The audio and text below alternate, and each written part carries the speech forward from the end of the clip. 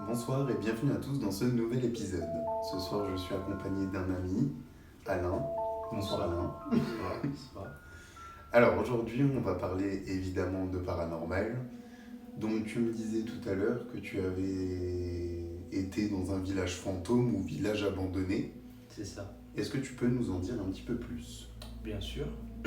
Alors du coup, ce village vraiment en ruine qu'on a décidé avec deux amis de visiter. D'accord. Et en allant visiter ce lieu, il y avait déjà enfin, une fois qu'on était arrivé sur le parking, machin, parce qu'il y a c'est pas vraiment un parking, mais c'est un petit lieu, enfin, plein de cailloux, machin, par terre. Tu peux te garer Voilà. du coup pour y accéder, c'est ça? C'est ça. Et en descendant de la voiture, il y a un deuxième groupe qui arrive. Donc une deuxième voiture qui arrive. Des gens qu'on ne connaît pas du tout. Et eux étaient vraiment à la recherche vraiment de fantômes, d'esprits, tout ça quoi. Mais alors du coup, ces personnes étaient quoi? Médiums, étaient voyants? Il y avait quelque chose déjà? Alors on n'a pas vraiment discuté de ce qu'ils sont réellement. Je sais juste qu'il y en a un qui travaille dans un institut de bien-être, Ouais, quelque chose qui est comme déjà ça. un peu là-dedans. Oui, voilà, Ok. c'est vraiment, il travaille vraiment avec des pierres naturelles. D'accord. Donc Donc de la voilà, lithothérapie, quoi. c'est ça. Et donc du coup, ben, on a vite fait connaissance avant de s'aventurer au niveau des maisons, du village. Euh, on a un petit peu discuté, puis eux nous disaient que justement ils sont venus avec des baguettes, avec des pendules pour justement rechercher ou avoir des réponses. D'accord. Et ben, on s'est lancé. Donc avant d'arriver dans ce petit village fantôme, il faut traverser comme une forêt, comme une genre de petite forêt. Ok. Et on tombe tout de suite nez à nez avec une maison, en sachant que toutes les maisons sont en ruine. Donc il n'y a plus aucune habitation, il n'y a rien. C'est vraiment des maisons qui datent vraiment de la guerre mondiale. C'est vraiment... Et là, tu me disais que c'était la Seconde Guerre mondiale, ça avait été. ouais, c'est ça. Ok. C'est ça. Et donc du coup, on arrive seulement au niveau des maisons, que il y en a un du groupe euh, qu'on ne connaît pas du coup, qui commence à regarder au niveau d'une fenêtre et qui nous dit regardez au niveau de la fenêtre. Euh, il nous a dit à gauche, droite, machin, il nous a donné en gros l'indication où regarder. Ok. Et là, effectivement, en regardant, eh ben, on s'est rendu compte que effectivement, il y avait bien une silhouette. Et sur le coup, on ne peut pas mettre ça sur le dos d'une fatigue ou quoi que ce soit, parce qu'on s'est dit on va partir la nuit pour justement essayer vraiment de trouver des réponses, machin. Et essayer de poser des questions, tout ça. Nous, c'était pas du tout notre but. Nous, D'accord. c'était juste faire découvrir le lieu à deux amis. Et, et voilà, donc du coup, c'est comme ça qu'on est arrivé dans ce village fantôme. Et du coup, on a tous regardé en direction de la maison, de la fenêtre. Mhm. Enfin, il n'y a plus de fenêtre, mais c'était. Oui, il y avait encore l'encadrement de la Voilà. fenêtre. Ouais. C'est ça. Et donc, du coup, bah, on a vu déjà une silhouette assez bien dessinée. Et là, on se regarde tous en se disant, mais c'est pas possible. Et la silhouette, du coup, à ce moment-là, elle faisait quoi? Elle vous regardait? Elle se baladait de gauche à droite? Bah, ou- en fait, quand on est arrivé et qu'il nous a donné la direction de la première fenêtre, donc on a tous vu cette silhouette-là. Et elle a commencé à bouger D'accord. et à partir sur la fenêtre d'à côté. Ok. Mais sauf que nous, on arrivait à suivre vraiment comme si on regardait un film, quoi.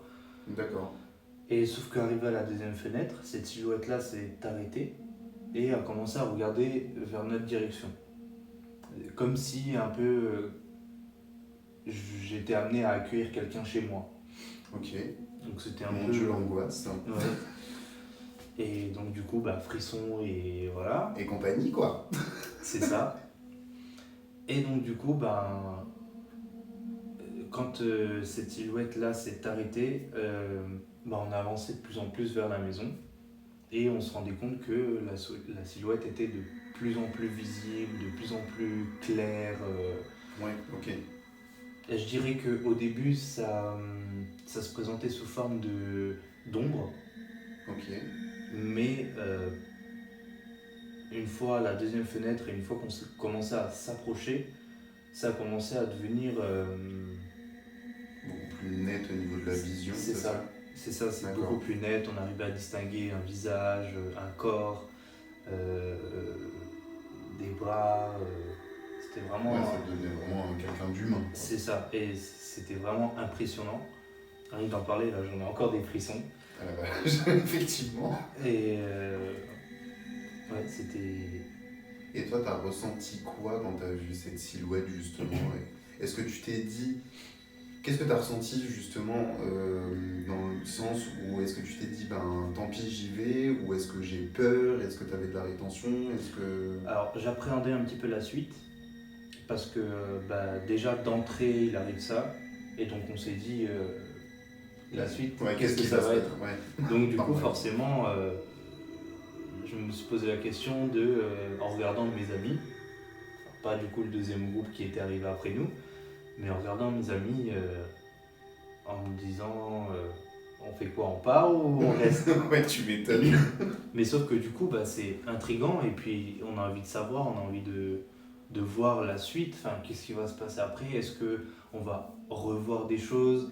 Est-ce qu'on va ressentir des choses? Oui, parce qu'il y a quand même cette adrénaline qui se forme, et je pense ça comme pour tout le monde. Après, c'est vrai qu'on n'est pas dans un conjuring, hein, on va pas se mentir, Oui, mais je veux voilà. dire, de le voir en vrai, ça doit être quand même assez perturbant. C'est ça.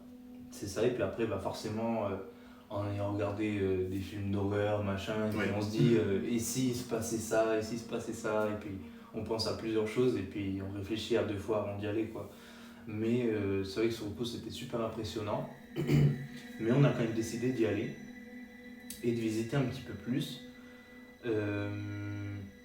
Et donc, à force d'avancer, j'avais pas forcément de peur, mais Une appréhension, c'est peut-être. vraiment de l'appréhension et plus on avançait et plus et moins j'arrivais à bien respirer, je me sentais oppressé, j'avais l'impression vraiment d'être observé et c'était franchement impressionnant sur le coup. Et parce que d'autant plus que ce village fantôme, en plus c'est là où il y a eu la guerre, donc forcément pendant la Seconde Guerre mondiale, la Seconde Guerre mondiale, donc voilà, il y a forcément eu des morts, donc forcément le sol a eu la mémoire de tout ça.